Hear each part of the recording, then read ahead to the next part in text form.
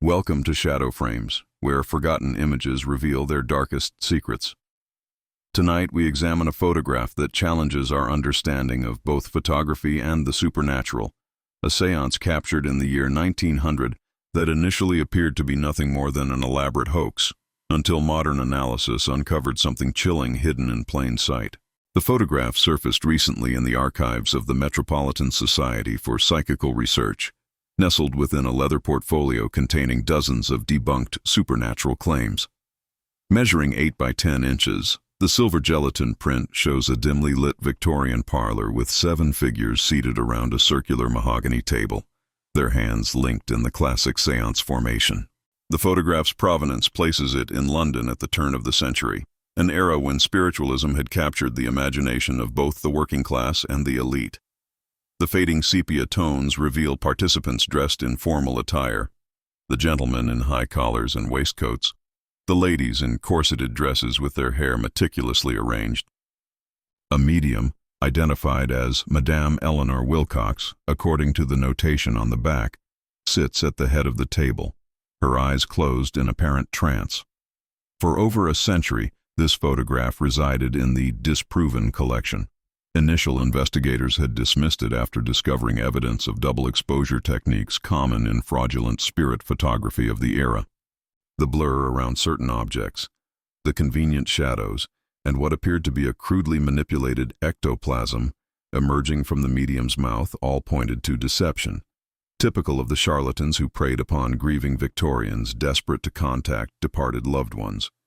But in 2022, when the photograph underwent digital analysis using spectral imaging technology, researchers discovered something that the original investigators had missed entirely. In the far corner of the room, partially obscured by heavy velvet drapes, stands a figure that defies explanation. Unlike the common photographic tricks of the era, this apparition bears none of the telltale signs of manipulation. The figure, a woman in what appears to be early Victorian dress from at least 50 years before the photograph was taken, is partially transparent, yet casts a shadow inconsistent with the room's lighting.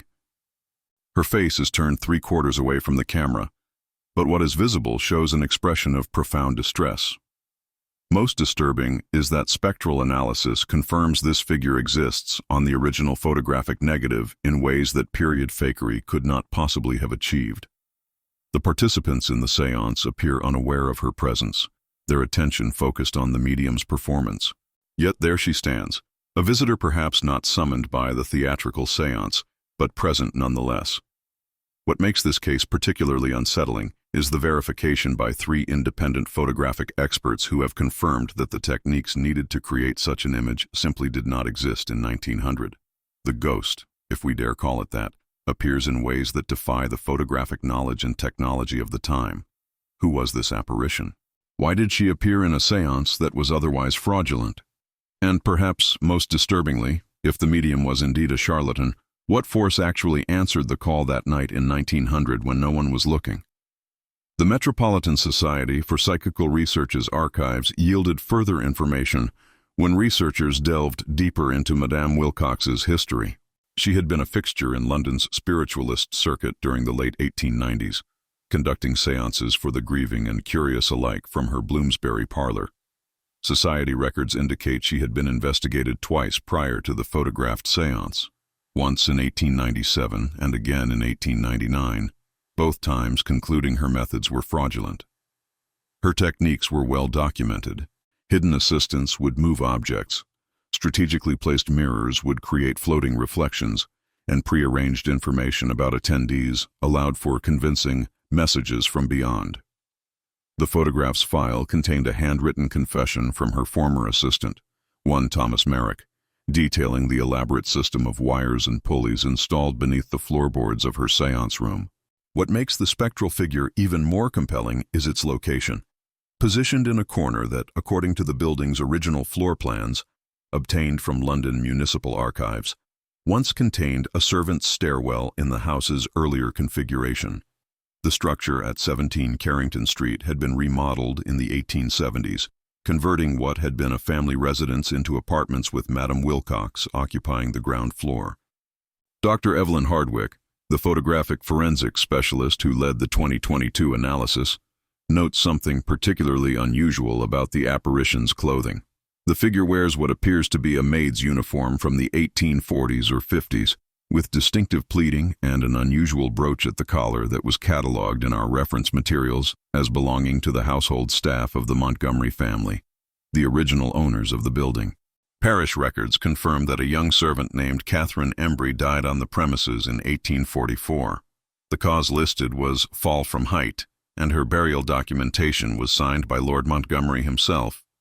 Newspapers from the time make only passing mention of a tragic accident involving household staff, but deeper research uncovered a constable's preliminary report questioning the circumstances of her death.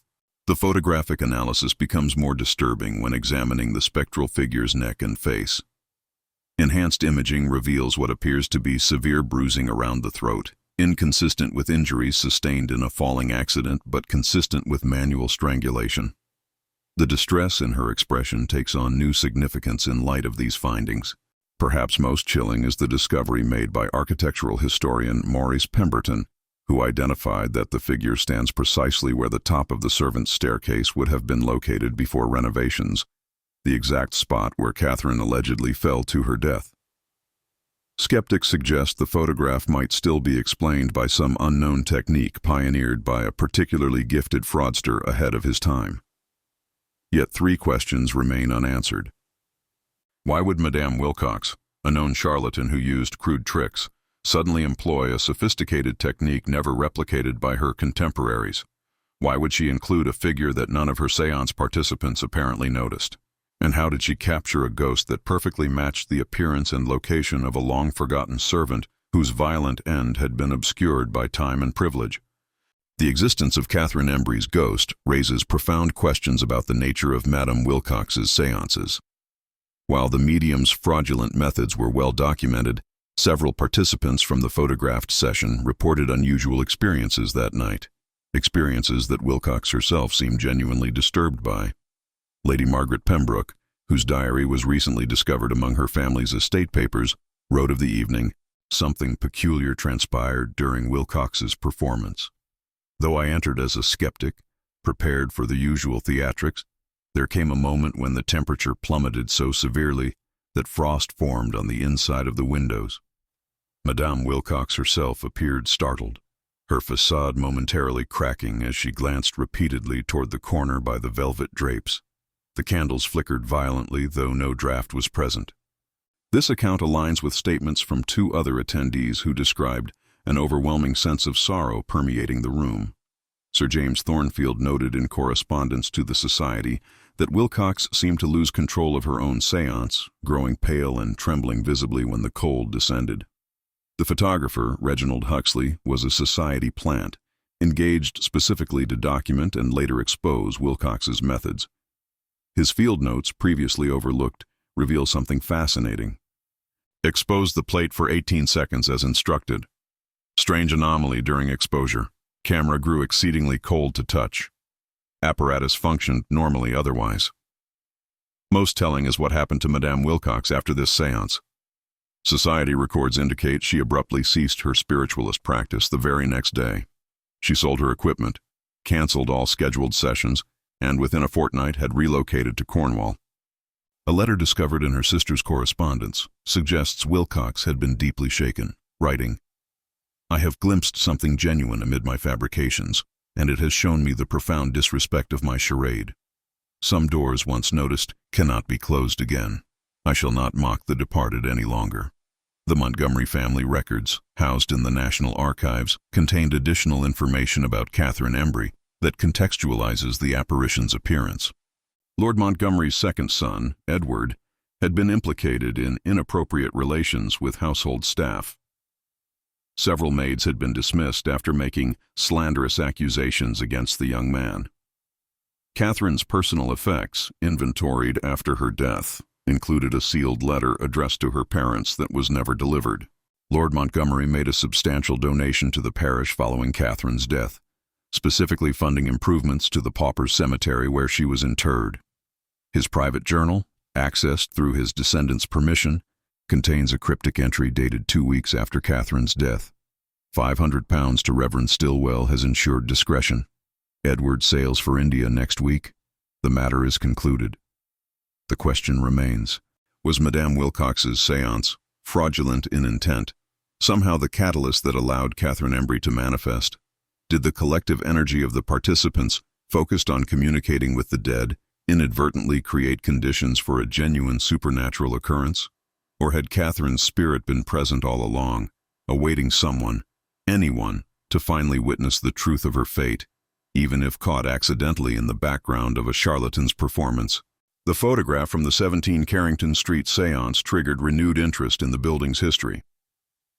Architectural preservationist Helena Chambers secured permission to examine the structure before its scheduled demolition in early 2023.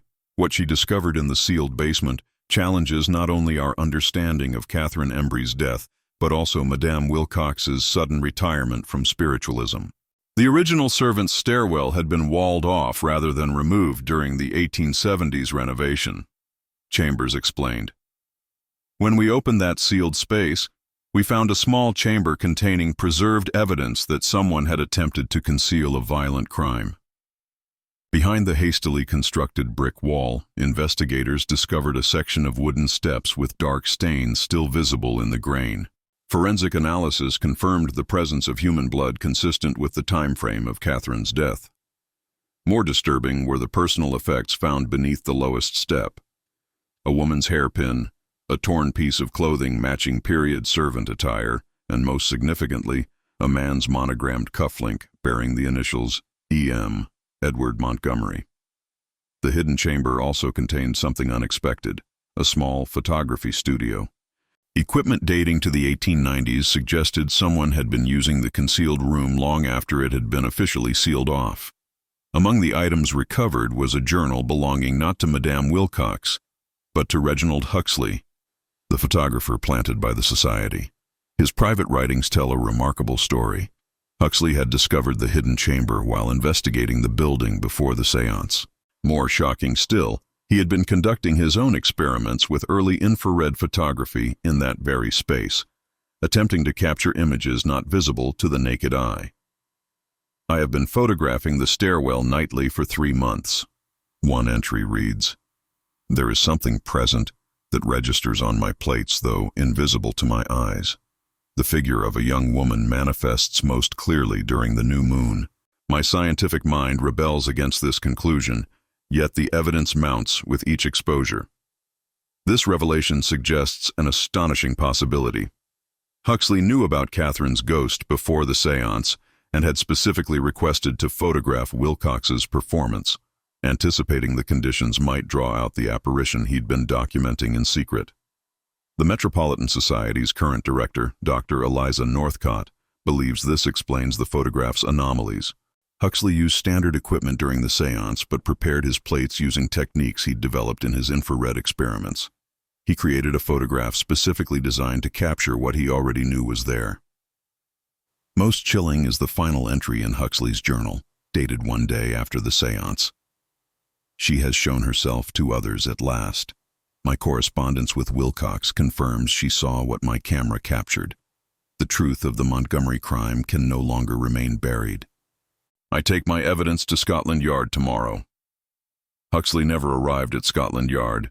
Historical records indicate he was found dead in his lodgings that night, ruled a suicide, though his landlady reported no signs of despair in his behavior. His research materials disappeared, and only the single photograph survived in the Society's archives, misfiled as a debunked case. The ghost of Catherine Embry had found not one but 2 witnesses to her murder, a fraudulent medium and a skeptical photographer, both of whom met unfortunate ends after encountering her truth. The revelations about Huxley and Wilcox prompted researchers to trace the fates of the 5 other séance attendees. Their subsequent lives revealed a disturbing pattern that extended the photograph's dark legacy far beyond Carrington Street. Lady Margaret Pembroke, whose diary provided crucial testimony, returned home after the séance and immediately ordered her servants to remove all mirrors from her bedchamber. Her lady's maid reported finding her mistress awake night after night, whispering toward the darkened corner of her room.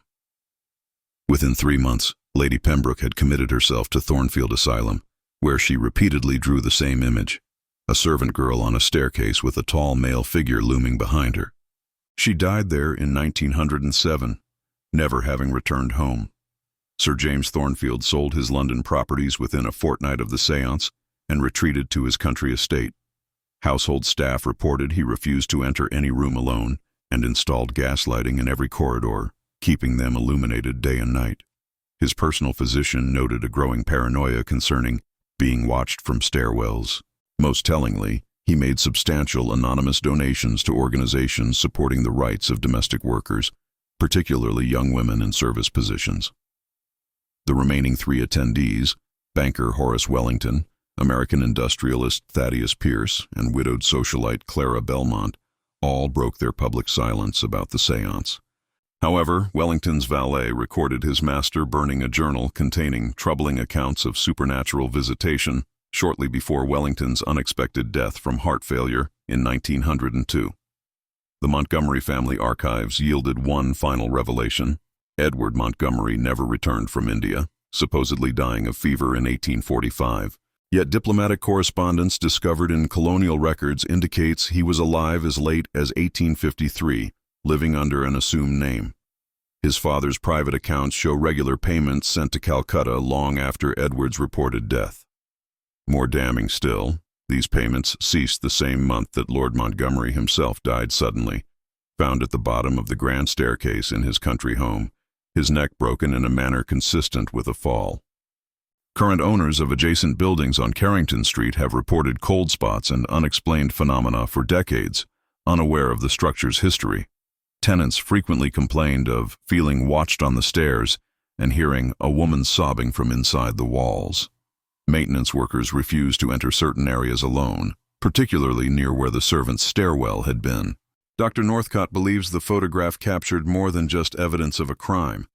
It documented the moment Catherine Embry's story transferred to new witnesses. Each person present that night carried a piece of her truth away with them, Northcott explains. The camera didn't just record her image. It recorded the moment her story infected everyone in that room.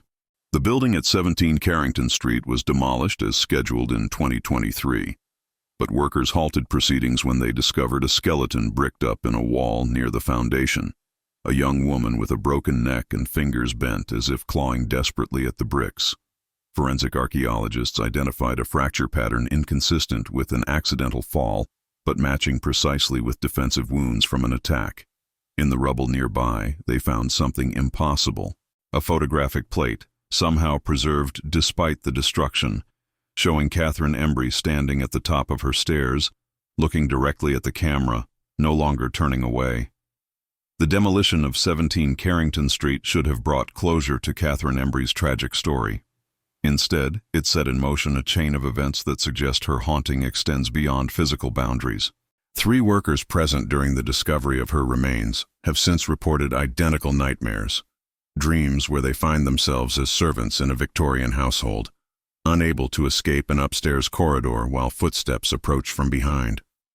More disturbing is what happened to Dr. Eliza Northcott after she handled the photographic plate recovered from the rubble. The morning after examining it, she discovered bruise-like markings around her throat that medical professionals could not explain. These marks faded after 72 hours, but during that time, Northcott experienced something that changed her scientific perspective forever. I could see her in reflective surfaces, Northcott confessed in a private research journal secured in the Society's vault. Not just glimpses, but sustained visions of Catherine standing behind me, her eyes fixed on mine. She seemed to be trying to speak, her mouth forming words I couldn't hear. The academic in me sought rational explanations, but what finally convinced me was when she touched my shoulder while I was alone in my office. The security footage shows my reaction clearly, yet nothing is visible beside me. The Metropolitan Society's laboratory found microscopic particles of silver and unknown organic material embedded in the recovered photographic plate, substances that match nothing in current scientific catalogs. More remarkably, the plate appears to change subtly when viewed under different lighting conditions. In ultraviolet light, the image shifts to show not just Catherine, but Edward Montgomery's face partially visible in the shadows behind her. Parish records from St. Margaret's Church, where Catherine was originally buried, reveal another layer to this unfolding mystery. The cemetery was deconsecrated in 1926, and all remains were supposedly transferred to Highgate Cemetery. However, documents indicate Catherine's grave was found empty when excavated. No record exists explaining this discrepancy. Catherine's influence appears to be spreading beyond those directly connected to Carrington Street. 4 different mediums, none aware of the case details, have independently reported contact with a spirit identifying herself as a servant from the Montgomery household. Each described identical details about her death that were not publicly available. Helena Chambers, who led the architectural preservation team, has assembled a troubling timeline. Every 79 years since Catherine's death, there's been a cluster of incidents involving young women reporting being stalked on staircases. The previous cycle was 1923, matching perfectly with when 3 domestic servants from prominent London homes vanished within weeks of each other. All 3 cases remain unsolved. Most recently, a descendant of the Montgomery family, unaware of her connection to Catherine's story, purchased the recovered photographic plate at auction, intending to donate it to the British Museum. The night after it arrived at her home, her teenage daughter was found sleepwalking on the stairs, repeatedly mumbling, "He's coming up behind me." The family's security system recorded the temperature in their stairwell dropping to near freezing despite it being midsummer. What began as an examination of a seemingly fraudulent séance has revealed a spirit whose century-old quest for justice continues to ripple through time, suggesting that for Catherine Embry, being seen in that photograph was only the beginning of her story, not its conclusion. In the aftermath of the Montgomery family's encounter with the photographic plate, the British Museum curators made an unprecedented decision. Rather than display the artifact, they sealed it in a lead-lined box within their restricted archives, accessible only to scholars with specific clearance. This containment strategy, however, proved ineffective. The museum's night staff began reporting a female figure in period dress appearing near the service stairwells, always vanishing when approached. Dr. Northcott's research took an unexpected turn when she discovered a connection between Catherine Embry and Madame Wilcox that had remained hidden for over a century. Buried in the personal effects of Wilcox's sister was a faded daguerreotype showing a young Eleanor Wilcox, decades before becoming a medium, standing alongside other servants in the Montgomery household. Wilcox had been employed there briefly as a kitchen maid in 1862, nearly 2 decades after Catherine's death. This wasn't a random séance that captured a spirit, Dr. Northcott explained during a closed presentation to the Society. Wilcox knew the building's history.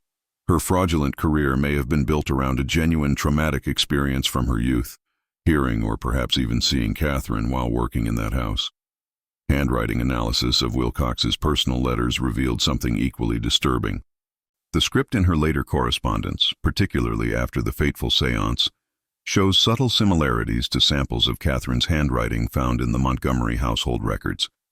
It appears as though Catherine's influence gradually altered Wilcox's own hand, suggesting a progressive possession that might explain the medium's abrupt retirement and seclusion. The Society's efforts to track Catherine's movements through time produced an unsettling geographic pattern. Reported sightings of a young maid on staircases formed a spiral pattern outward from Carrington Street over decades, each appearance coinciding with a scandal involving the abuse of household staff subsequently covered up by wealthy families. In each case, truth eventually emerged through seemingly unrelated channels, suggesting Catherine's haunting carried purpose beyond mere manifestation. Professor Julian Blackthorne of Cambridge University's Parapsychology Department proposed a radical theory after studying the case files. What we're witnessing isn't simply a ghost bound to a location or object, he argued. Catherine Embry appears to have evolved into something I'd classify as a justice spirit, an entity that attaches itself to situations echoing the original trauma. She's essentially become a catalyst for revealing hidden crimes against vulnerable women, particularly those in positions of servitude. This theory gained credibility when investigators discovered that 3 prominent families implicated in domestic abuse scandals over the past decade had all employed household staff who reported a young woman in old-fashioned servant clothes appearing on their stairs shortly before the abuses came to light. Most recently, the photographic plate at the British Museum has developed a web-like fracture despite its careful preservation. Microscopic examination revealed the cracks form a pattern resembling a human nervous system, as though the plate itself has become a living extension of Catherine's presence, sending tendrils outward into the world. As Dr. Northcott noted in her latest journal entry, Catherine is no longer simply haunting a place or seeking personal justice. She has transformed into something unprecedented in paranormal research, a conscious force evolving beyond death, learning to navigate between worlds, and expanding her influence with each passing year. The photographic plate's fracture patterns continued to evolve, resembling not just a nervous system, but eventually forming what museum conservators described as a perfect map of London's oldest service passages and servants' quarters. This development coincided with a series of anonymous packages arriving at major newspapers, each containing evidence of historical abuses against household staff in some of Britain's most prestigious families, including previously unseen letters, journals, and photographs spanning from the Victorian era to the present day. Genealogical researchers made a startling discovery when tracing Catherine Embry's family line. Though she died without children, her younger sister Mary had a daughter who later worked as a housemaid for Madame Wilcox before the medium's spiritualist career began. This blood connection between Catherine and Wilcox's household suggests the possibility that familial ties may have strengthened the spectral manifestation, creating what Dr. Northcott terms a psychic anchor point that persisted across generations. The relationship between Catherine, her niece, and Wilcox creates a triangulation effect, Northcott explained. Catherine wasn't randomly appearing in that séance. She was drawn to her own blood, present in the building through generations of service.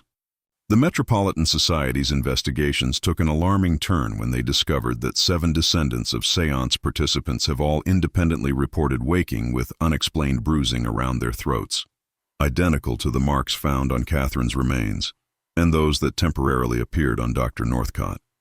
None of these individuals had prior knowledge of their ancestors' connection to the 17 Carrington Street séance. Media coverage of these findings prompted an elderly woman named Eleanor Pierce to come forward with a journal inherited from her grandfather, Thaddeus Pierce, the American industrialist present at the séance. The journal, written in a curious mixture of his handwriting and another unidentified script, contained detailed accounts of servants who had died under suspicious circumstances in homes throughout London, deaths that were covered up by influential families.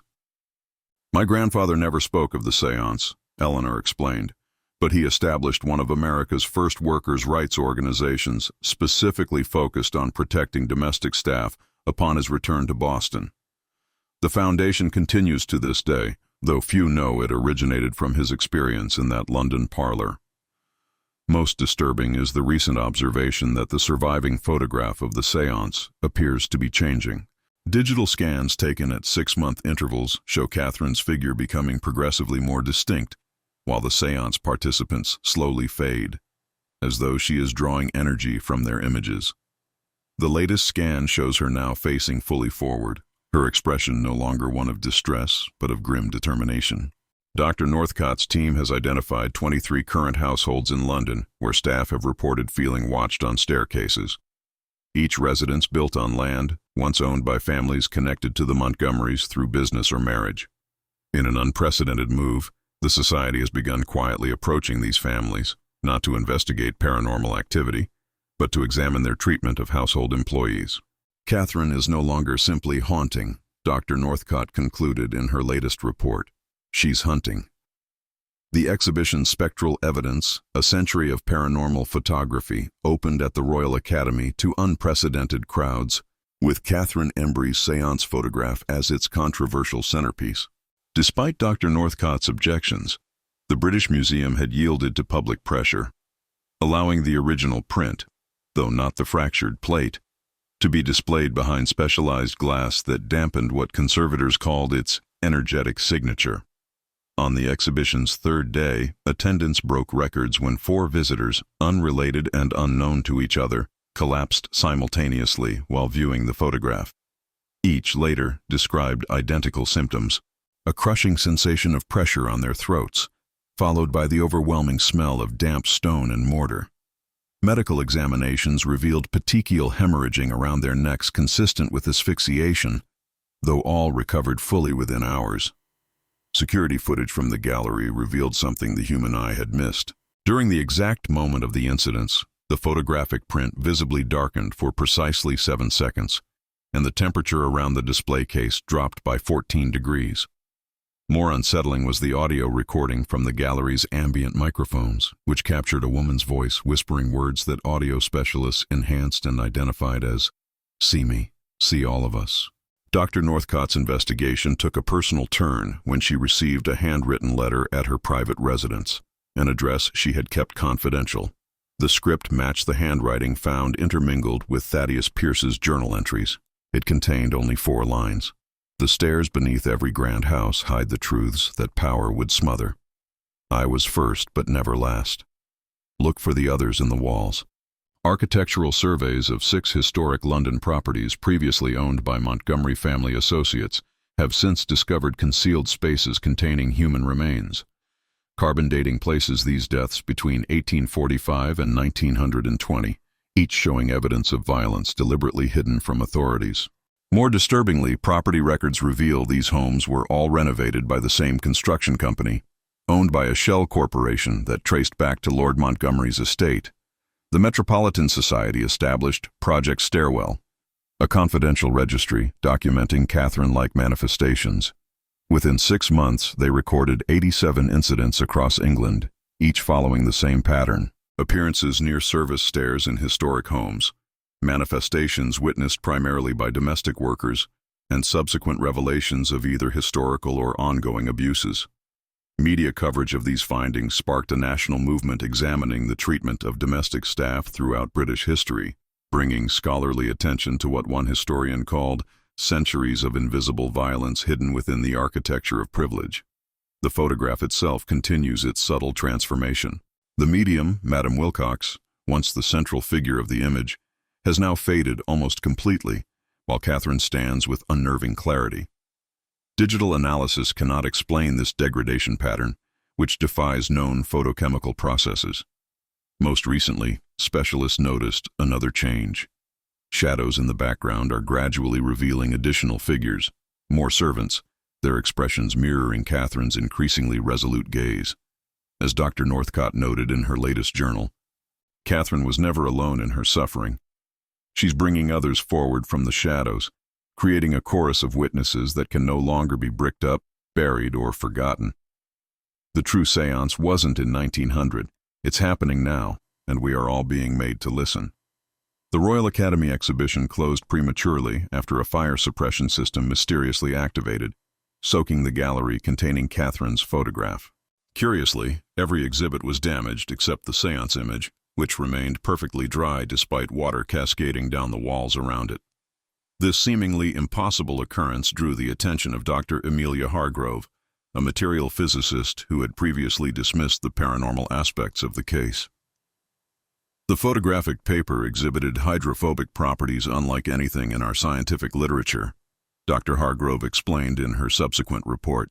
Water molecules actively diverted around the photograph as if repelled by an electromagnetic field. When analyzed under an electron microscope, the paper's surface revealed microscopic patterns resembling human fingerprints, not just one set, but dozens, overlapping in impossible ways. While the scientific community grappled with these anomalies, the Metropolitan Society for Psychical Research made a groundbreaking connection through their expanding registry of Catherine-like manifestations. The geographic pattern of sightings, when mapped across time, corresponded precisely with the expansion of London's underground transit system. Each major tunnel excavation that intersected with former servant passages had triggered clusters of sightings. Transport for London reluctantly granted researchers limited access to maintenance tunnels near Carrington Street, where workers had long reported unexplained phenomena. Sound recordings captured in these spaces revealed something extraordinary. Whispered conversations in Victorian-era dialects, discussing specific abuses, audible only when played at 1/4 speed. Meanwhile, the descendants of séance participants continued experiencing escalating phenomena. Lady Pembroke's great-granddaughter, previously unaware of her family's connection to the case, discovered her extensive collection of antique mirrors had simultaneously developed identical fractures overnight. each crack forming the distinct pattern of a spiral staircase. Most significantly, Catherine's influence has begun manifesting in legislative changes. Following media coverage of Project Stairwell's findings, Parliament passed the Domestic Workers Historical Justice Act, establishing a commission to investigate historical abuses and providing compensation to descendants of victims. The bill's sponsor, MP Catherine Wilson, cited a profound moral obligation to address these hidden injustices as her motivation, unaware that her maiden name, Embry, connected her distantly to Catherine's family line. Dr. Northcott theorizes that Catherine's haunting has evolved beyond conventional understanding of supernatural phenomena. What we're witnessing isn't just a ghost seeking justice for her own murder, she explained during her controversial TED Talk.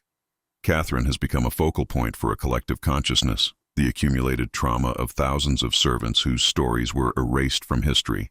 Their combined energy now moves through our world with intention, using Catherine as their representative. This theory gained credibility when investigators discovered that the contractors originally hired to demolish 17 Carrington Street had all subsequently converted their businesses to restore historical servants' quarters in heritage buildings, creating memorial spaces that document the lives of household staff. When interviewed, none could articulate exactly why they felt compelled to change their professional focus so dramatically. Catherine's presence continues to expand beyond physical manifestations, infiltrating our collective awareness through unexpected channels, reminding us that some injustices, though long buried, refuse to remain silent when the living finally become willing to listen. The discovery of Catherine's lingering presence has created ripples beyond the paranormal research community. Museums across London report that Victorian-era servant bells, those once used to summon staff from below stairs, have begun ringing spontaneously during night hours.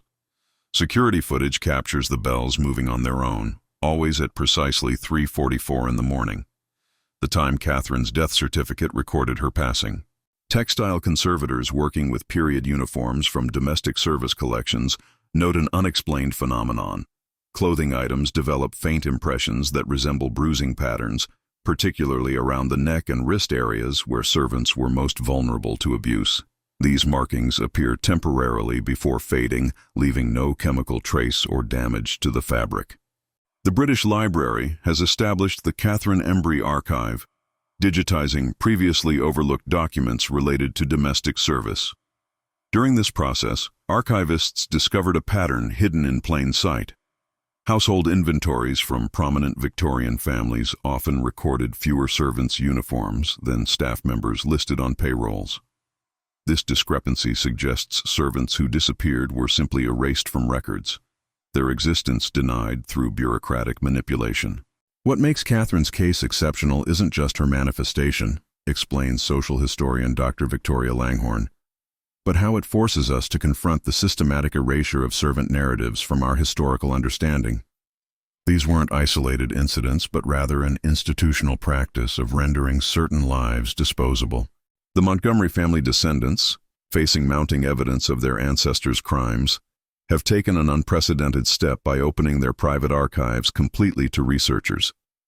These records reveal a disturbing network of agreements between wealthy families to suppress scandals involving servants, including a coded correspondence system for handling difficult staff situations without police involvement. Most compelling are the recent dreams reported by night custodians at the British Museum.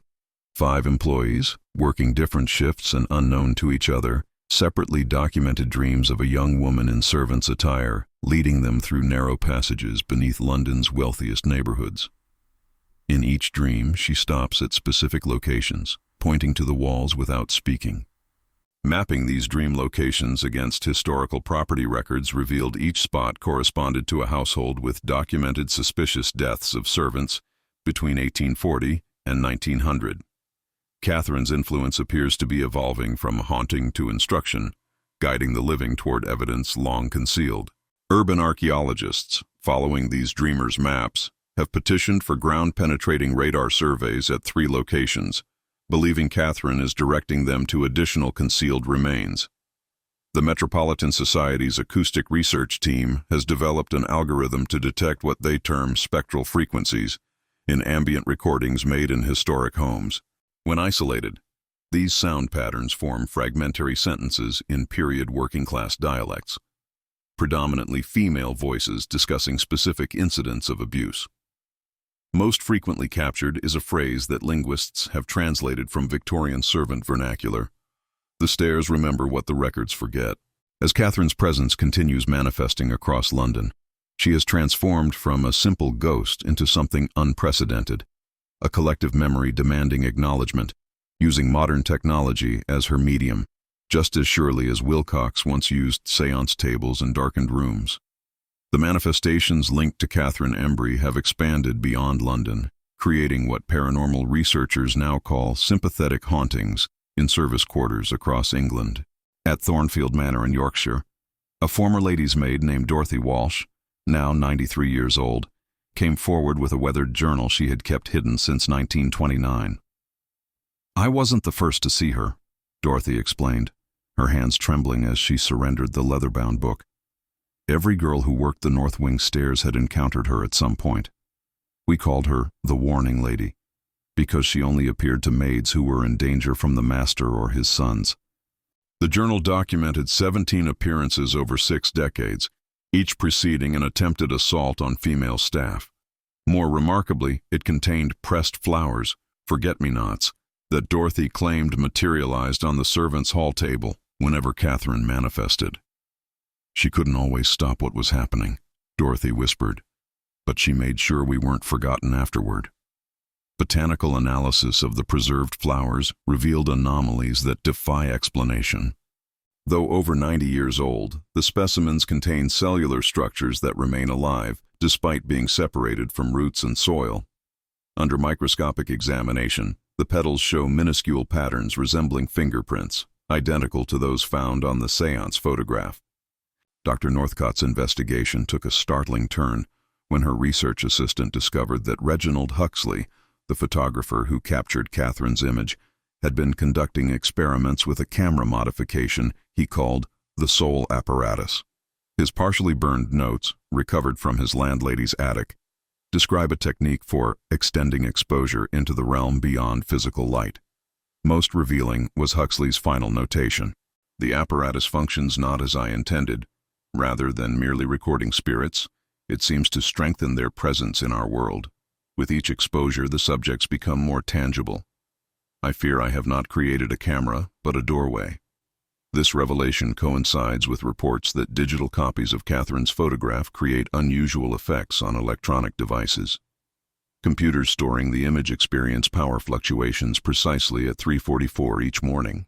More disturbingly, text documents open on these machines occasionally display single words inserted into the text, most commonly remember, beneath, and witness. Architectural historian Maurice Pemberton has traced the original servants' staircase from 17 Carrington Street to an unexpected discovery. Its distinctive wrought iron balusters were salvaged during renovations and reinstalled in 6 different properties across London.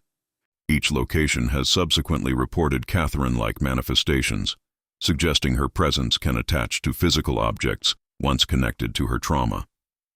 The British Museum Conservation Team, examining the fractured photographic plate, discovered something previously overlooked. When viewed under ultraviolet light, a faint text appears in the emulsion along the edges, a partial list of names, dates, and locations. Cross-referencing these details with public records revealed each name belonged to a domestic servant who died under suspicious circumstances between 1844 and 1900. Most chilling was the discovery that the list continues adding names not documented in any historical record. Yet when researchers investigate these unknown individuals, evidence of their existence and disappearance inevitably emerges from forgotten archives. Catherine is not just showing us her story anymore. Dr. Northcott noted in her latest journal, she's becoming a curator of forgotten tragedies, using her growing influence to catalog victims history tried to erase. The photographic plate's journey from the British Museum to the Cambridge University Laboratory for Paranormal Materials marked a turning point in Catherine's manifestation. Under the supervision of Dr. Northcott and physicist Dr. Hargrove, the plate underwent spectroscopic analysis using technology developed for quantum field detection. What they discovered defied conventional understanding of both paranormal phenomena and physical matter. The plate exists in a state of quantum superposition, Dr. Hargrove explained during a closed-door presentation to the Royal Society. It simultaneously occupies our present moment and what appears to be a fixed point in 1844. The glass substrate has become a literal window between two time periods. This revelation coincided with a phenomenon staff began calling the evening conversations. Between midnight and dawn, laboratory microphones captured what sounded like Catherine speaking to someone, not in fear or anger, but in measured, instructional tones. The male voice responding remained too faint to identify until audio specialists isolated specific frequency patterns.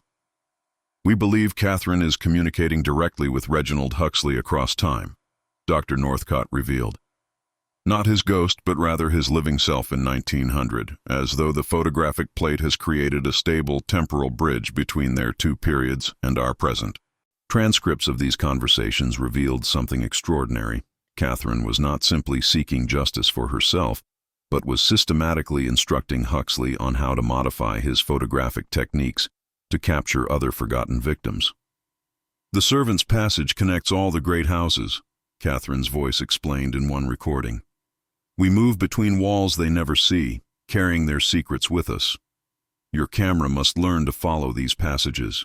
Most disturbing was the discovery that the fractured patterns on the plate correlated exactly with London's underground servant passages when overlaid on period maps, suggesting Catherine had transformed the plate into a navigational tool designed to guide modern investigators. The implications became clear when 3 separate archaeological excavations, each following the plate's fracture patterns, discovered concealed remains in locations never previously suspected. Each victim was found with a single forget-me-not seed clutched in their hand. Botanically impossible given the preservation conditions, yet undeniably present. Former residents of Carrington Street have begun reporting dreams where they navigate elaborate staircases that seem to span impossible distances between London's historic homes. Upon waking, many discover small wet footprints leading from their bedrooms to the nearest stairwell, as though someone had walked from underground chambers directly into their sleeping minds. Catherine is creating a network, Dr. Northcott theorized, not just of historical connections between victims, but of contemporary witnesses who carry fragments of testimony forward into public consciousness. Each person who encounters her becomes part of an expanding memory archive. The most profound development came when sound engineers isolated background frequencies from the evening conversations, revealing dozens of other voices, all female, all speaking simultaneously, in the cadences of various servant dialects spanning centuries. Catherine wasn't communicating alone. She had somehow gathered a chorus of forgotten women whose stories intersected with hers. "We're not dealing with a single haunting anymore," Dr. Northcott confessed in her private audio journal. "Catherine has become a conduit for what I can only describe as a collective consciousness of the unremembered.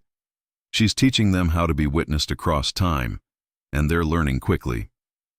The Cambridge laboratory monitoring the photographic plate recorded an unprecedented event at 3:44 in the morning on the anniversary of Catherine's death. Every electrical device within 30 feet simultaneously activated. Computers booted, lights flickered, and dormant equipment hummed to life. Security cameras captured a mist forming above the plate, gradually coalescing into what appeared to be a spectral staircase spiraling upward through the ceiling. Dr. Northcott, summoned from her bed by frantic calls from the night staff, arrived to find laboratory temperatures had plummeted to near freezing. The photographic plate now emitted a faint blue luminescence visible to the naked eye.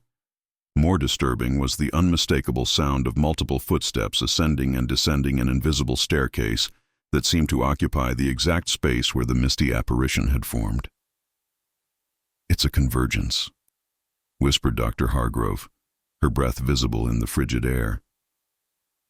"The servants' passages are aligning across time periods." As they watched, frozen in equal measures of scientific curiosity and primal fear, the laboratory's main computer began printing without being commanded. Page after page emerged, each containing a single name, date, location, and cause of death, a catalog of servant fatalities spanning centuries. The final page contained only 5 words. The stairs remember. Now you must. By morning, paranormal research teams across London reported synchronized phenomena in 17 historic homes, all former Montgomery family properties or their associates. Domestic staff in modern-day residences built upon these foundations described waking to find their quarters rearranged to mirror Victorian servants' configurations, complete with period-appropriate items no one could account for. Most telling was the testimony of Helena Barnes, a housekeeper at what was once the Montgomery country estate. She awoke to find a young woman in period servant dress standing at the foot of her bed, calmly explaining something that Helena could only partially comprehend. "She told me they found a way to strengthen the connection," Helena reported, her hands trembling as she clutched a small forget-me-not that had appeared on her pillow. She said the grand houses were built with 2 worlds inside them, the visible one above and the invisible one below, and that the boundaries between them are thinnest on staircases where their worlds connect. Dr. Northcott theorizes that Catherine has evolved beyond a traditional haunting into what she terms a temporal anchor point, a consciousness that has learned to navigate between time periods using the architectural constants of service passages that have remained relatively unchanged for centuries. These aren't random manifestations, Dr. Northcott explained to her colleagues during an emergency meeting. Catherine is orchestrating a coordinated revelation. The servants' network that once carried secrets in life has become a spiritual infrastructure connecting victims across time. The most alarming development came when researchers realized the growing catalog of names was arranged not chronologically but by family connection, mapping a network of accountability that linked current prominent families directly to historical abuses through unbroken chains of inherited wealth and property. As Dr. Northcott noted in her hastily recorded observations, Catherine isn't simply haunting us anymore. She's building a case for history's judgment, and she's called all her witnesses to testify simultaneously. The photographic plate's fracture pattern expanded overnight, forming what Dr. Northcott immediately recognized as the layout of London's oldest cemetery, one long since paved over and forgotten. The Metropolitan Archives confirmed her suspicion. Servants' Rest, a pauper's burial ground used exclusively for domestic staff, had been converted to a parking structure in 1967 without relocating the remains beneath. "They built right over them," whispered Dr. Northcott, tracing the fracture lines with trembling fingers. "Thousands of servants buried and then buried again beneath concrete and steel. Ground-penetrating radar confirmed the presence of mass graves, far more bodies than official records had ever acknowledged. More disturbing was the discovery that many remains showed evidence of violence inconsistent with natural deaths, their trauma hidden beneath hasty burials and minimal documentation.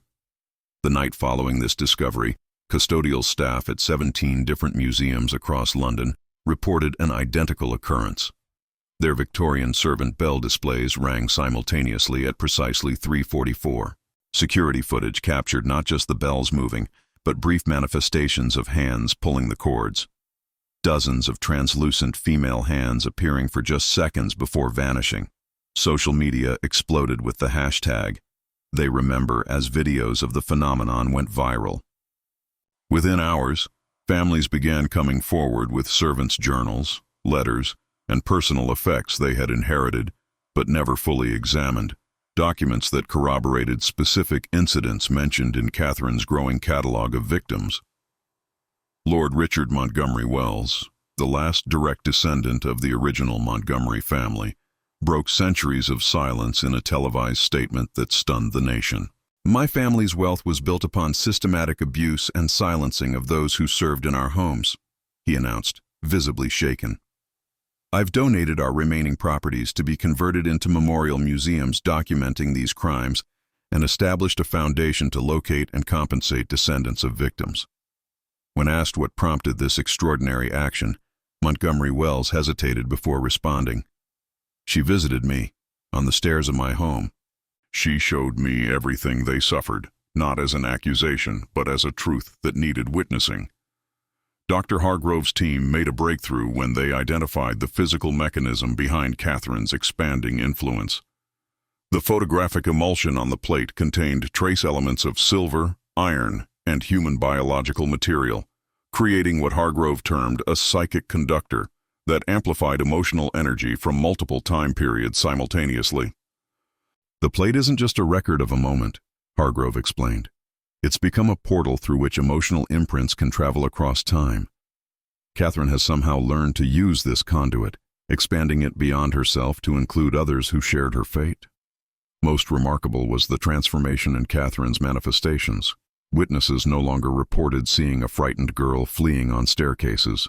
Instead, they described a composed young woman in servant's dress, standing confidently with an expression of solemn purpose, often accompanied by shadowy figures who seemed to gain definition with each new sighting. "She's gathered her witnesses," Dr. Northcott told her colleagues as they reviewed the latest manifestation footage. "And now that we've finally begun listening, they're ready to testify." The British Parliament's Special Committee on Historical Domestic Service Abuses convened in Westminster Hall, a venue typically reserved for state occasions. The unprecedented nature of this inquiry, examining crimes spanning over 2 centuries based on evidence that blended historical documentation with paranormal testimony, had transformed what many expected to be a perfunctory political exercise into something approaching a national reckoning. Dr. Northcott, seated before a panel of solemn MPs, presented the catalogue of names recovered from the laboratory incident. Projected behind her, the list scrolled continuously, each entry representing a life erased from official record, yet somehow preserved in Catherine's collective memory. "What we are witnessing," Dr. Northcott explained, her voice steady despite the weight of her testimony, "is not merely historical revelation, but an active reconciliation between past and present. These manifestations will continue until proper acknowledgement occurs." The committee chairman, visibly uncomfortable, leaned forward. "Dr. Northcott, surely you understand our difficulty. Parliament cannot establish legal precedent based on, forgive me, ghosts as witnesses." Before she could respond, the chandeliers throughout Westminster Hall dimmed simultaneously. The temperature dropped so rapidly that breath clouded in the air. Along the wall where servants would have once stood awaiting instructions, a line of translucent figures materialized. Dozens of women and men in period service attire spanning Victorian to Edwardian eras, standing in silent witness. For 17 seconds they remained visible to the hundreds present, including journalists whose live broadcasts captured the manifestation for a global audience. When the lights returned to normal, the figures had vanished, but every electronic device in the hall displayed the same message. We stood silent in life. In death, we testify. The Domestic Service Reconciliation Act passed with unprecedented bipartisan support 3 weeks later. Its provisions included formal recognition of historical abuses, memorial construction at identified sites, financial reparations to descendants, and mandatory inclusion of domestic service history in national curriculum. At 17 Carrington Street, where a memorial garden now occupied the former building site, visitors reported a profound change in Catherine's manifestation. Those sensitive to such phenomena described seeing her not alone, but surrounded by others, a gathering of spirits whose expressions had transformed from anguish to something approaching peace. The photographic plate, now housed in a purpose-built chamber at Cambridge, gradually began to heal its fractures. Week by week, the cracks sealed themselves, leaving behind silvery traces that formed a perfect map of every servant's passage in London, a permanent record of spaces designed to render human beings invisible. Most telling was what happened in households across Britain. Descendants of families implicated in the Century of Silence reported finding small offerings on their staircases, single forget-me-not blossoms, sometimes accompanied by small personal objects belonging to servants who had once worked in their homes, a button, a hairpin, a thimble. Not threats, but invitations to remember. Not hauntings, but history asserting itself through the most silent of witnesses, those who had climbed those same stairs countless times, carrying the weight of others' lives while their own stories remained untold. The British Museum's photographic conservation team encountered something unprecedented while preparing Catherine's image for permanent archival storage. The emulsion layer, normally stable once fixed, had begun changing its chemical composition, integrating trace elements from the environment around it. Most puzzling was the presence of soil particles embedded in the photograph's surface that exactly matched soil samples taken from Catherine's recovered gravesite. It's as if the photograph is incorporating physical pieces of her world, explained Dr. Joanna Wright, head conservator. We've never seen photographic material behave like a living tissue before, actively seeking out and bonding with related matter. This discovery coincided with reports from historical properties across Britain that had installed memorial spaces dedicated to their former household staff. Caretakers described finding small personal effects, buttons, pins, fragments of fabric, materializing within display cases that had been securely locked. When analyzed, these objects consistently dated to the precise periods when documented abuses had occurred at each location. Most remarkable was the testimony of Eliza Montgomery, Lord Richard Montgomery Wells's 17-year-old daughter, who had initially avoided involvement in her family's public reconciliation efforts. During a university interview, she unexpectedly shared an experience she'd kept private for months. I was studying late one night when I felt compelled to go to our main staircase, she recalled. There stood Catherine, but not as others described her. She showed me her life before, happy moments, small kindnesses between servants, their hidden community beneath the grandeur. She wanted me to understand they weren't just victims. They had created their own world within ours. This revelation added crucial dimension to the unfolding narrative. Catherine wasn't merely seeking justice for violence. She was reclaiming the fullness of erased lives, their joys, relationships, and resilience despite oppressive conditions. Digital humanities researchers analyzing the catalog of names revealed another layer to Catherine's communication. When mapped according to their service locations and dates, the names formed precise constellations in the night sky as they would have appeared on the evening of Catherine's death. Each victim had been positioned to create a star map visible only when their collective presence was acknowledged. She's been arranging them like stars, Dr. Northcott explained during her TED Talk that subsequently went viral. Not randomly, but as navigational points in a larger universe of memory. Catherine created a celestial chart of the forgotten, ensuring that once seen, they could never be lost again. Perhaps most profound was the change in Catherine's manifestations across London. Witnesses no longer reported seeing her on staircases or in servants' passages. Instead, she appeared in public archives, libraries and museums, places where historical records were kept and studied. Security footage captured her translucent form, moving among shelves, sometimes accompanied by other spectral figures, all seemingly engaged in organizing and cataloging materials. She's transitioned from haunting to curating, Dr. Northcott observed. Having ensured these stories would be witnessed, Catherine now appears to be helping preserve them properly for future generations. The ghost has become the archivist of her own forgotten history. The final image from the 1900 Séance has undergone its most dramatic transformation yet.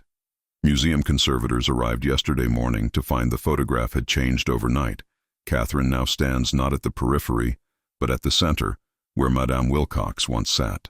The 7 séance participants have faded to translucent outlines while Catherine appears in sharp focus, her hand resting on what analysis confirms is the original photographic plate created by Reginald Huxley. Dr. Northcott believes this represents the completion of a cycle. What we're witnessing is Catherine claiming ownership of her narrative, she explained during an emergency symposium convened by the Metropolitan Society. She's no longer the accidental subject captured in someone else's performance. She has become the medium herself, a conduit between worlds. This transformation coincides with an architectural discovery beneath Westminster.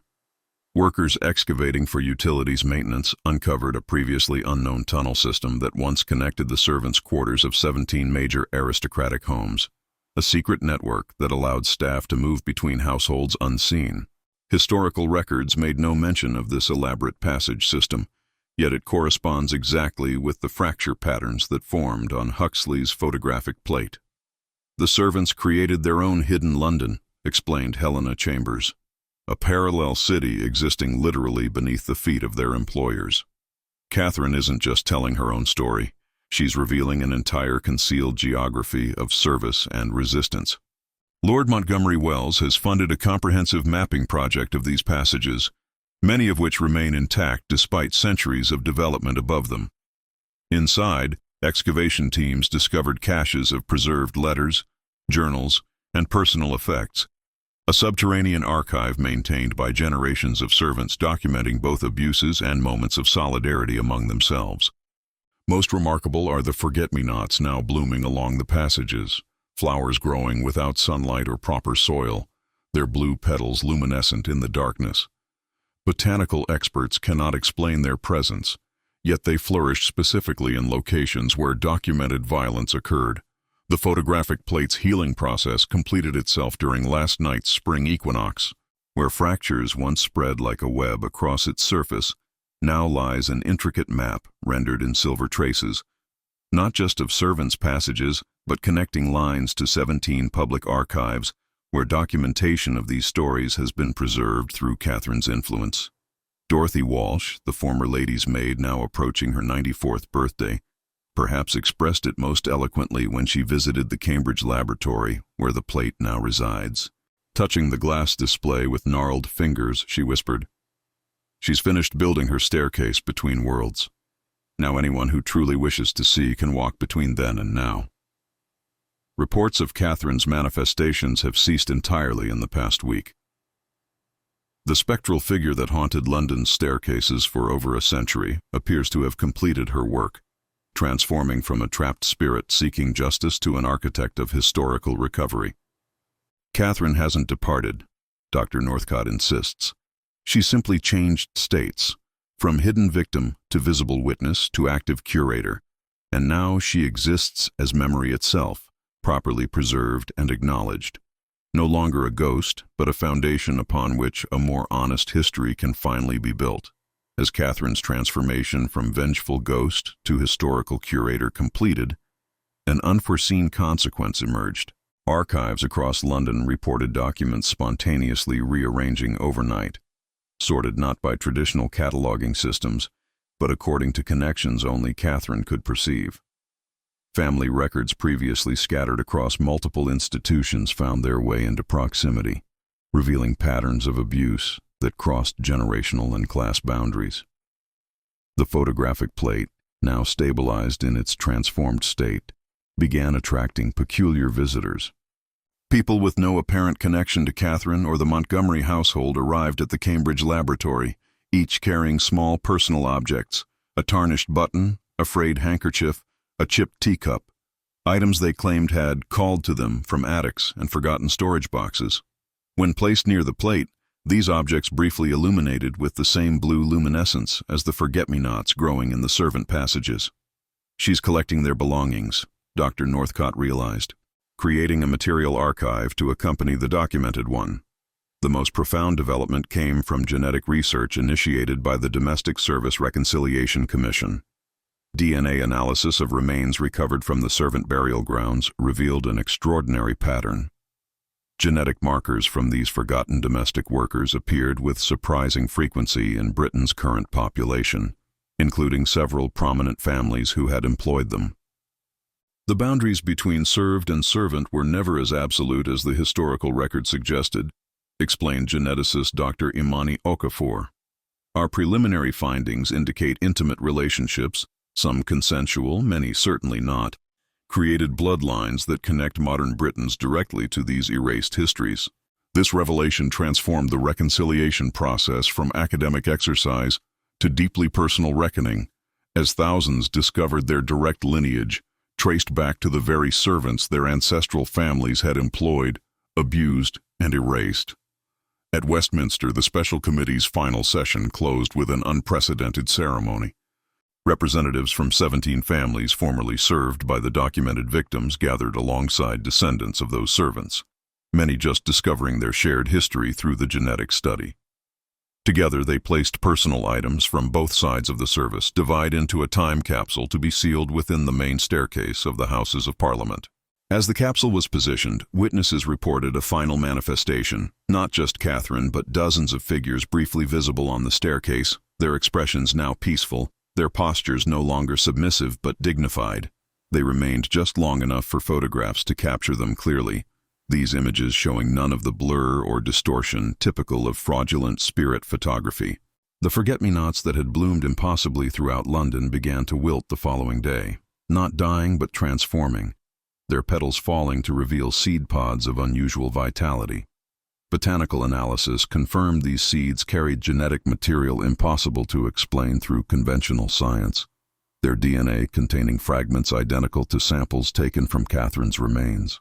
She's ensured her work will continue, Dr. Northcott observed, watching as the first of these seeds were ceremonially planted in gardens at each identified site of servant abuse. These will bloom long after our studies conclude, a living reminder that some histories once properly witnessed can never be buried again. The Catherine Embry Memorial Garden opened yesterday at dawn, precisely 179 years after her death. Located on the former grounds of 17 Carrington Street, it features 17 circular flower beds arranged in the pattern of servants' staircases from the city's greatest houses. The forget-me-not seeds collected from the underground passages have been planted in concentric rings, their unusual blue luminescence visible even in daylight. I attended as both researcher and witness, standing among descendants from both sides of the servants' divide. As the morning mist rose from the garden, something extraordinary happened. The flowers bloomed simultaneously, unfurling in perfect synchronization as though orchestrated by an unseen hand. What none of us anticipated was how the blooming would reveal the final truth Catherine had preserved. As sunlight struck the flowers' surfaces, they projected a pattern of light onto the memorial wall, forming the exact image of a letter we now know Catherine had written the night before her death.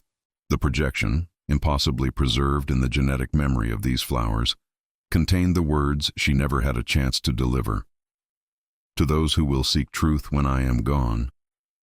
What happened on these stairs was not a single act of violence but the culmination of systematic abuse spanning generations. Lord Montgomery did not kill me. His legacy did. I was the 17th servant to die in this house, each death concealed within its walls. We were not victims of individual cruelty, but of a system designed to render us invisible in both life and death. My death will be recorded as an accident, but I have created something they cannot erase. In the mortar between these bricks, in the wood of these stairs, I have bound our collective memory. What they build to conceal us will become the vessel that preserves us. Time is not the straight line they believe. It curves back upon itself, and with enough intention, those erased from its path can find ways to re-enter the flow. I have learned this from the 16 who came before me. I do not seek vengeance but visibility. Not justice for myself, but acknowledgement for all. Catherine.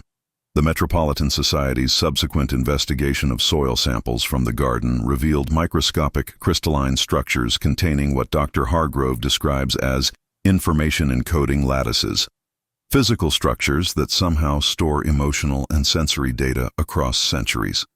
Catherine didn't just haunt the staircases, she encoded her truth into the very materials of the house, creating a physical memory that could outlast both her life and death.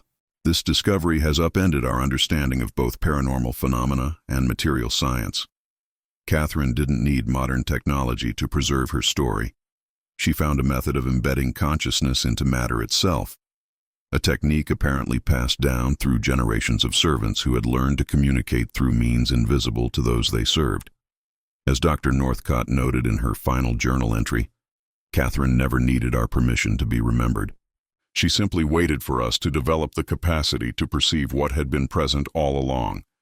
A narrative written not in books or photographs, but in the substance of reality itself.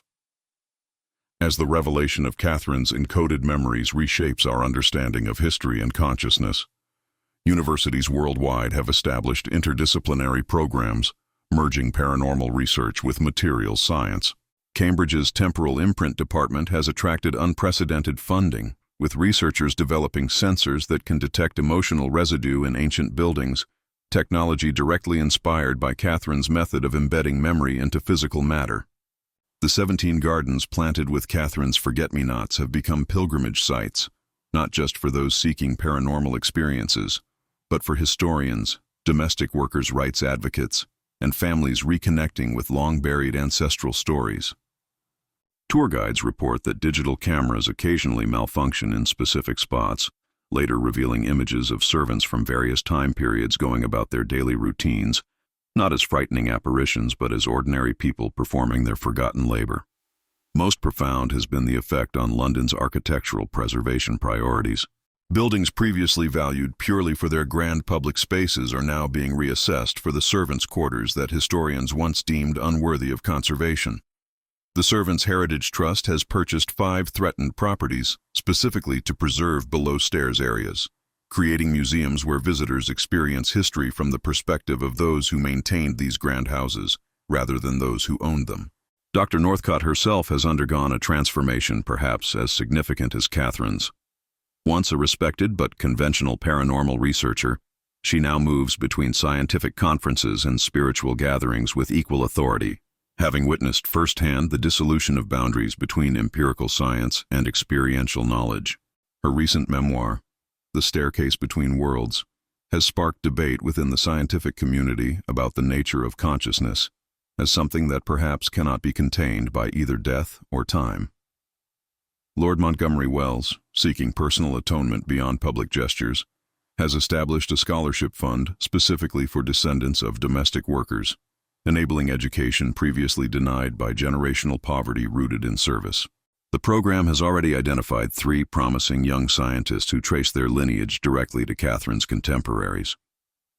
Perhaps most remarkable is what happens at 3:44 each morning at the 17 connected sites across London. Security cameras capture a brief moment when the staircases appear to shift, revealing glimpses of their original configuration regardless of modern renovations.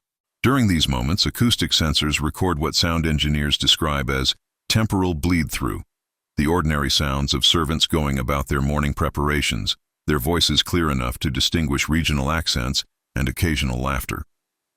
Catherine's manifestation has not reappeared since the garden's opening, but her influence continues expanding through less dramatic, but perhaps more meaningful channels. Historical societies report unprecedented interest in domestic service records. Architectural students now specifically study servants' circulation patterns, and genetic researchers have established the Erased Lineages Project, reconnecting families separated by service boundaries and deliberate documentation gaps. As Dr. Hargrove noted in her address to the Royal Society, Catherine Embry has not simply revealed a forgotten history, she has fundamentally altered how we understand memory itself. Her consciousness found ways to persist not through supernatural means, but through methods of encoding information into matter that our science is only beginning to comprehend. The Embry-Montgomery Foundation's announcement yesterday marked what many scholars consider the final chapter in Catherine's remarkable story. They've acquired the original Wilcox Séance building, now an empty plot following demolition, and commissioned an unprecedented memorial that bridges scientific discovery with historical acknowledgement. Architects have designed a structure incorporating materials encoded with witness testimonies using the crystalline lattice technique reverse-engineered from Catherine's original method. Visitors will experience not just exhibits about servant life, but the actual sensory impressions of those who lived it, preserved in the building materials themselves. Dr. Northcott's involvement has been particularly poignant. After dedicating 5 years to the case, she recently discovered her own family connection to 17 Carrington Street. Her great-great-grandmother had briefly worked as a scullery maid in a neighboring household and recorded encounters with a watchful presence on the back stairs. This personal revelation transformed her scientific pursuit into something more intimate, a circle closing across generations. The original photographic plate and print have undergone their final transformation. Museum conservators report the image has stabilized, with Catherine now permanently at its center, but with a crucial difference. The 17 victims previously documented in the case now appear in the background, their faces distinct though their expressions serene. Most remarkably, the plate no longer requires special storage conditions. Its unusual properties have normalized, as though its purpose fulfilled. It's as though the photograph completed its function, explains Dr. Wright. It served as a conduit until Catherine's story was fully witnessed, then returned to being simply what it always appeared to be, a historical artifact. The Metropolitan Society for Psychical Research has undergone its own transformation, evolving from a fringe organization documenting curiosities to a respected research institution, partnering with universities worldwide. Their archives, once filled with disproven cases, have been comprehensively reviewed, revealing dozens of other instances where genuine phenomena may have been dismissed due to biased investigation methods. London's forgotten servant passages have been partially restored and opened for educational tours, though guides report curious inconsistencies in their physical dimensions.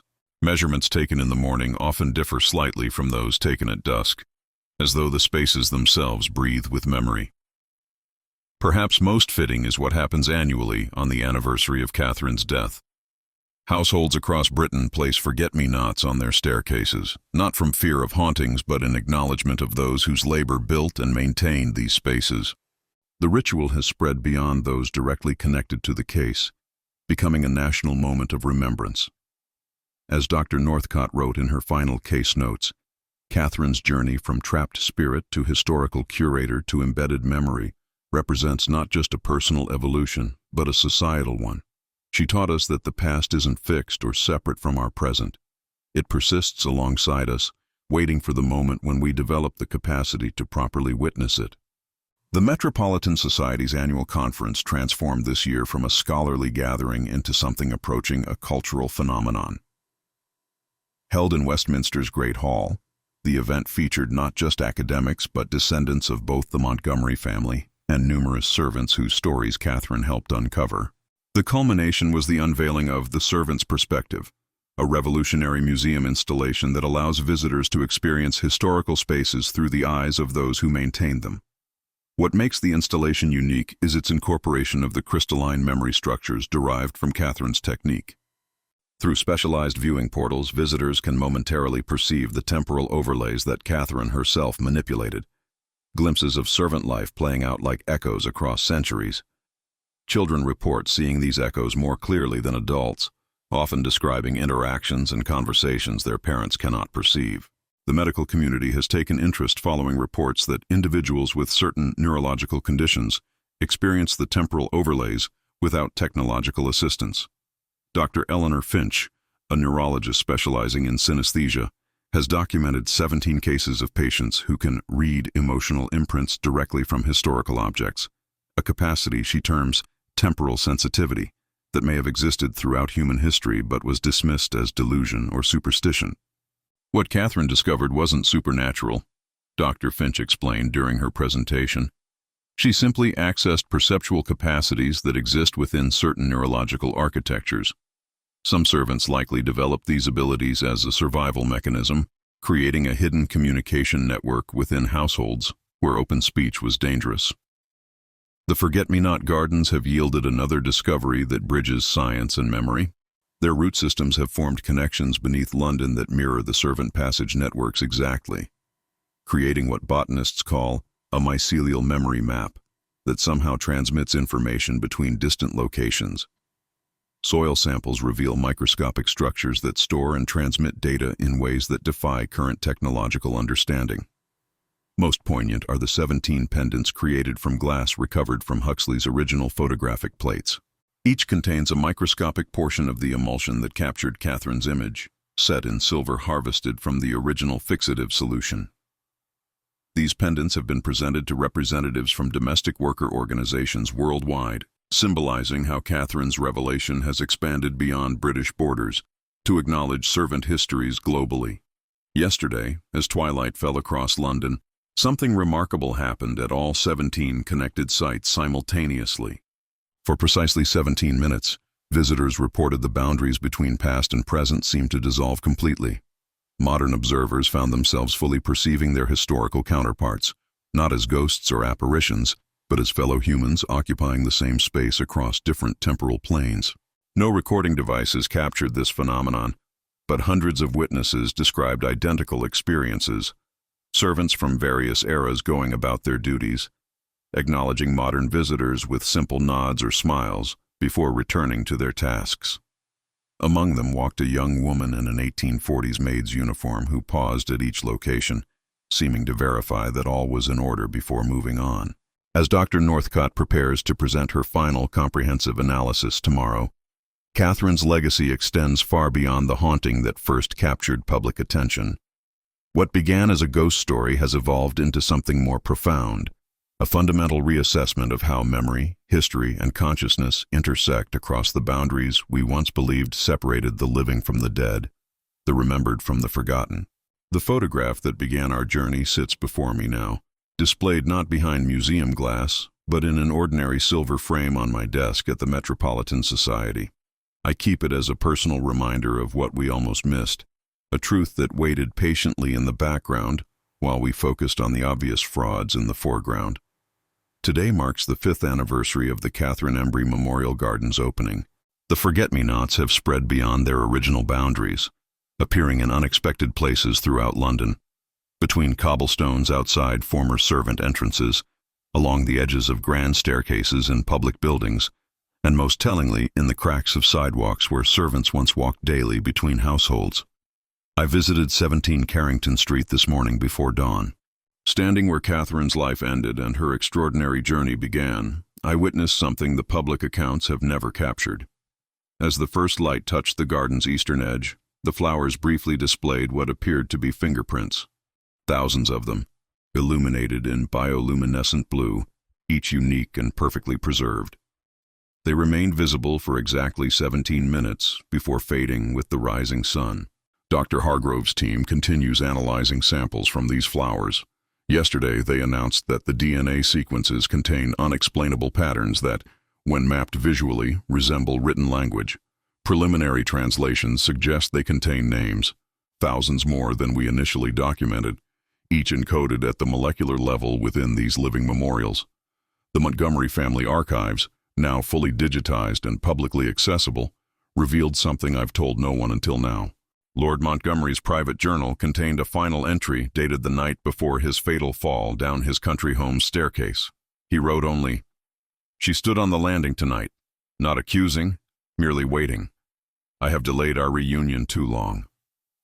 Perhaps most profound is how Catherine's case has transformed paranormal research itself. What once focused on proving or disproving supernatural claims now explores the permeable boundaries between consciousness, memory, and physical matter. The question is no longer whether ghosts exist, but how consciousness might imprint itself across time, and what responsibilities we bear as witnesses to these imprints. The Séance photograph that started this investigation has been officially reclassified in our archives. No longer labeled as disproven or even confirmed, it now bears a designation created specifically for Catherine's case: witnessed. This simple word acknowledges that some phenomena require neither belief nor skepticism, but merely our willingness to see what has always been present. Tomorrow, I depart for Yorkshire to investigate reports of similar memory imprints appearing in the servants' quarters of 5 interconnected estates. Before leaving, I'll place a forget-me-not on my staircase, not from supernatural fear, but in acknowledgement that history's silent witnesses sometimes find ways to speak across time when we finally learn to listen. The servants' stairs remember, and thanks to Catherine Embry, so do we. Another photograph, another dark secret revealed. Until next time, this has been Shadow Frames.